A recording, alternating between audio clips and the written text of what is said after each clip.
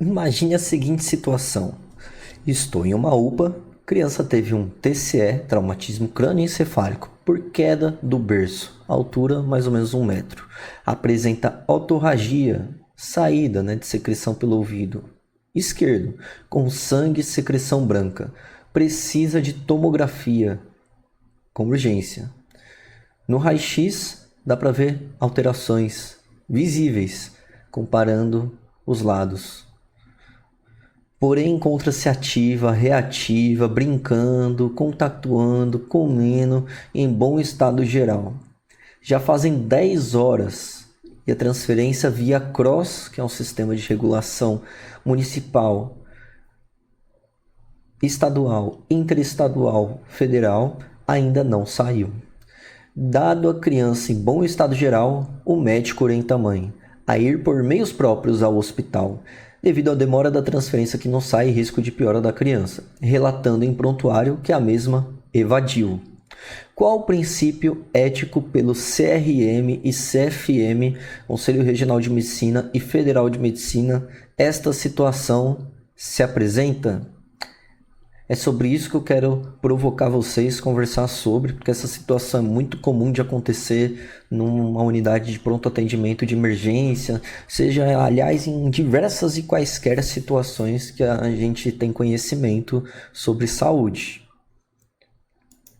Não vou entrar no mérito sobre secreção branca, o que é, podemos até conversar em algum momento sobre, se você deixar um comentário aí. E sim, qual o princípio ético pelo CRM, CFM, essa situação se apresenta, é uma provocação para você, cara ouvinte. E se você não é inscrito, por favor, se inscreva, não deixe de dar seu like, isso vai ajudar bastante o canal a ser divulgado para mais e mais pessoas e o ensino em saúde público ser de qualidade aí para todos vocês. E claro, conforme dúvidas forem ocorrendo, vão produzindo mais e mais e mais vídeos, ou conforme meus pensamentos aqui.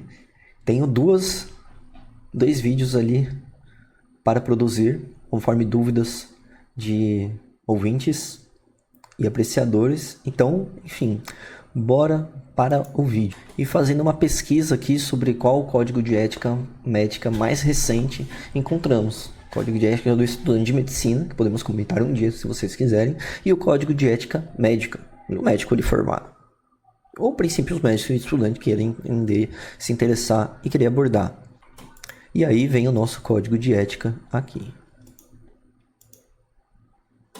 Dando um apanhado geral para vocês, bom, todo ano ocorre conferências mundiais de bioética, ética médica e direito da saúde. E foi elencado ali em 2024 Brasília, capital mundial da bioética. Bom, ali um apoio do Conselho Federal de Medicina, esse é o site do Conselho Federal de Medicina. Aliás, todos os links sempre vão estar na descrição, os apresentados em vídeo. Esse é um diferencial do canal, porque tem gente aí que não gosta de apresentar link, enfim. Eu gosto sim, porque eu quero, além de passar a informação, eu quero que você veja a informação, leia, se interesse, se aprofunde no assunto, enfim. Bom, o primeiro código de ética, antes de começar ali sobre a nossa situação, né? Antes de falar exatamente sobre, ele incorreu ali sobre 1988, quando ele foi publicado, ele que a gente tem ciência, né? Antes disso tiveram mais ou menos 7 versões reconhecidas, né, pela classe médica, desde a primeira formulação lá em 1929 até a sua versão, então, que eles falam a última versão, mas a última é 2019, pela nossa pesquisa ali, e publicação ali julho de 2022, mas o código é realmente de 2019, resolução 2019. E sendo que o Código de Ética de 1929, gente, ele foi traduzido do Código Moral Médico aprovado pela Sexto Congresso Médico Latino-Americano, pelo Dr. Cruz Campista, em Boletim de Sindicato Médico Brasileiro, em 1929. E, para serem aprovados, os códigos de éticas sempre passavam por congressos, né, sejam mundiais, europeus principalmente, americanos depois de uns anos e mundiais depois. E no caso aqui, o Congresso Latino-Americano. E aí, nossa formulação, nosso código de ética médica. E sim, claro, leitor, cada país tem seu código de ética médica ali. Coisas que a gente nem pensava, né? Puxa, mas a medicina é a mesma? Não, ela é diferente dependendo dos seus aspectos culturais, sociais e pessoais de cada indivíduo. né? Tem a medicina oriental, a medicina ocidental, tem a medicina ayurvédica, tem a medicina chinesa, tailandesa, japonesa, americana, brasileira. E embora muitos deles tenham princípios fundamentais comuns, cada país ou região pode ter seu próprio código de ética médica adaptado, então, às suas necessidades, sim, que nem eu falei, culturais, legais, sociais, pessoais. E o código de ética médica no Brasil, pelo CFM, que é estabelecido pelo Conselho Federal de Medicina, que tem sua função delegativa, né? Ele vai orientar a prática médica no país, então estabelecendo normas de conduta e responsabilidades profissionais. E a versão mais recente ali é de 2019 mesmo, essa daqui. E sim, meus amigos, o Código de Ética Médica ele está em constante transformação. Sim, ele está. Um exemplo disso é a pandemia do Covid, que nos trouxe inúmeros, né, pontos, né, a abordar, principalmente sobre consulta online, consulta por WhatsApp. Então, o Código de Ética Médica ele foi reformulado ali em 2019, ali no preâmbulo do Covid, né, que estourou em 2020, mas ele publicou diversas ressalvas e sempre faz orientações, ressalvas. Inclusive, ele está para ser modificado por conta exatamente que o CFM ele estabeleceu normas para diversos documentos médicos ali nesse mês de julho de 2024. Mas vamos esperar ver ali os congressos ocorrerem. Quem sabe ano que vem teremos um novo Código de Ética Médica no Brasil.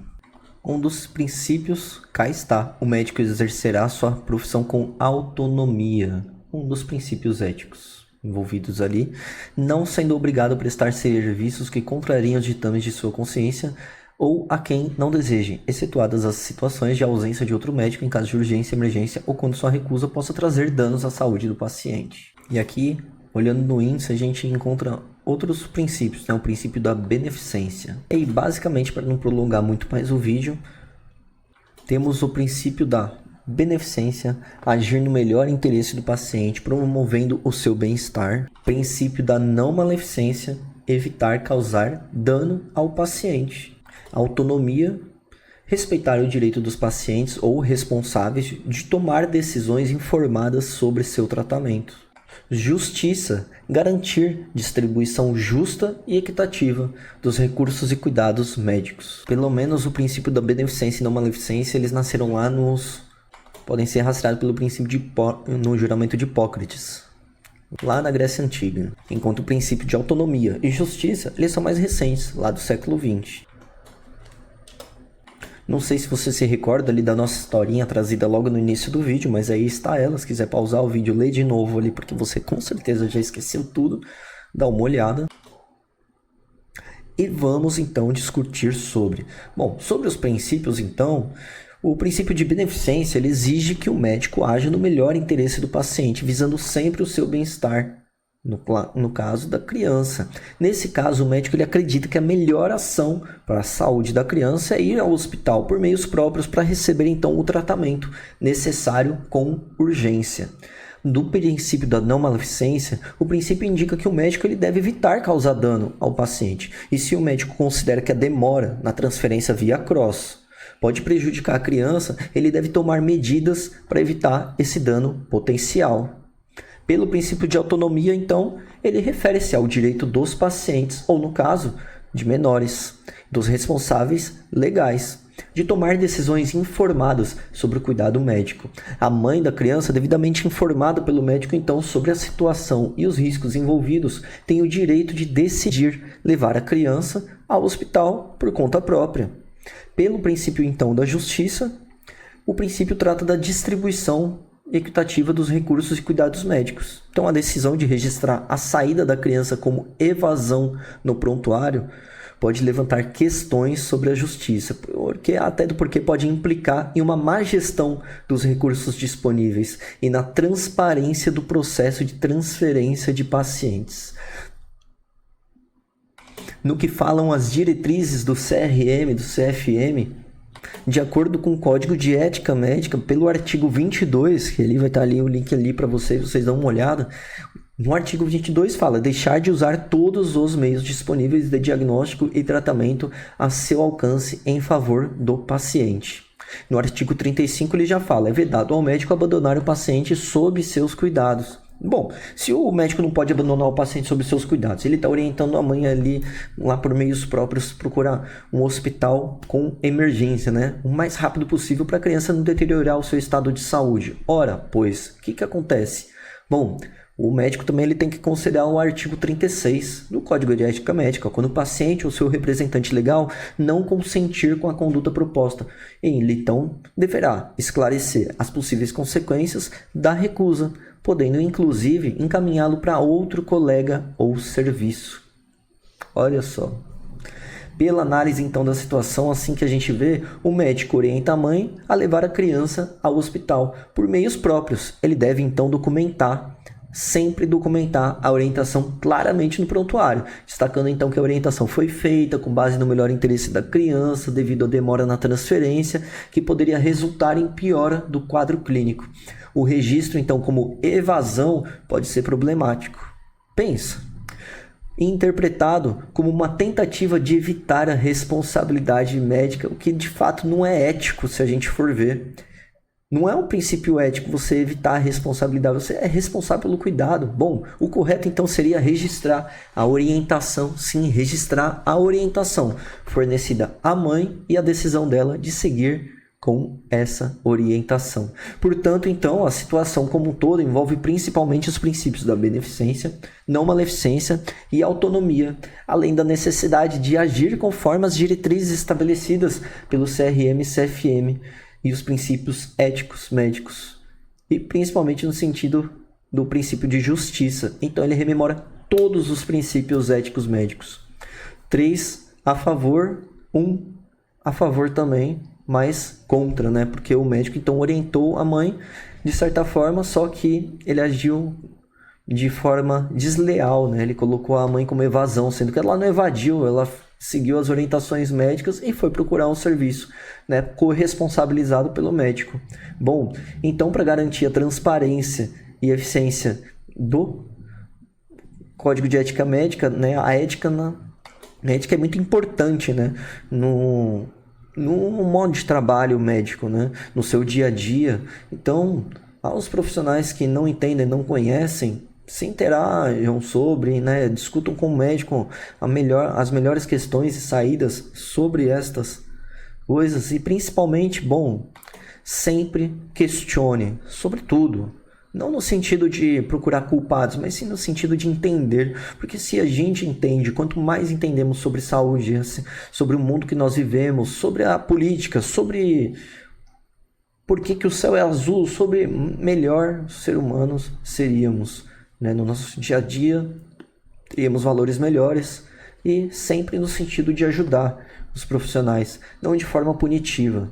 Apesar de, sim, alguns locais falarem que, não, no sentido de ajudar, orientar, colaborar, mas se impune, demite. Não é assim que funciona. Temos diversos exemplos ali sobre, mas os princípios éticos, eles têm que sempre ser levados em consideração, bem como o Código de Ética Médica que está ali à livre disposição para todo mundo, sendo médico ou não médico. Cada profissional tem o seu código de conduta, né? Seja o administrativo, seja o profissional do direito, seja o profissional da enfermagem, fisioterapeuta, o eletricista. Cada profissional tem seu código de conduta. O Código de Ética Médica orienta a prática médica. Então, nada mais justo do que segui-lo para uma boa prática. Bom, se você não é inscrito no canal, por favor, se inscreva, não deixe de dar seu like e deixe seu comentário, o que você achou, se você se espantou então com a resposta ali do nosso caso provocativo. Um grande abraço e até a próxima.